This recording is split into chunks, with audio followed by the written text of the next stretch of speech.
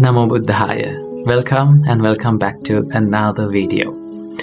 Today, I want to discuss with you about how can we become peaceful and how can we become calm from our mind.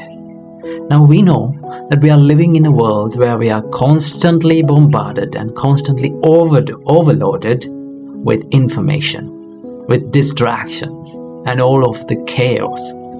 So what happens when we live in such an environment is we become so reactive and we tend to lose our peacefulness, we tend to lose our calmness in our mind. And then what happens is our frustration, stress and depression builds in. So how can we deal with this? And what can we do to eliminate these distractions and these constant chatter in our mind and have a peaceful mind in the middle of chaos?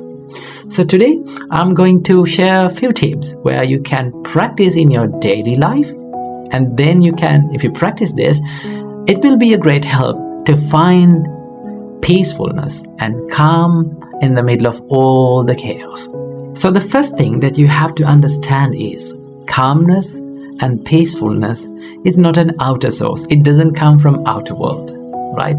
It can be found within. So no matter where you live, no matter what the place you live, no matter what you do, if you really focus on this calmness, and if you're clever enough to find that, then you will be able to find the calmness and peacefulness in the middle of all the chaos.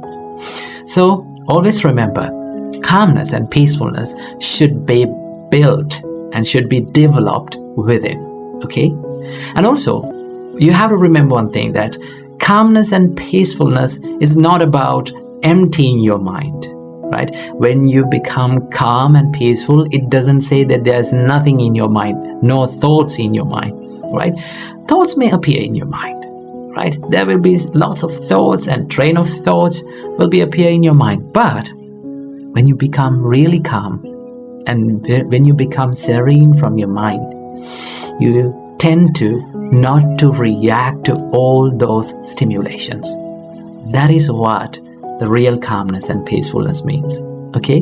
Normally, when the thoughts appear, right? When all these kind of trains of thoughts appear in our mind, what happens to us is we oftenly react to them, right? We become panicked and we tend to react to them. So the reason why this happens is because we think the thoughts as us, and we tend to think that I am what I think and I am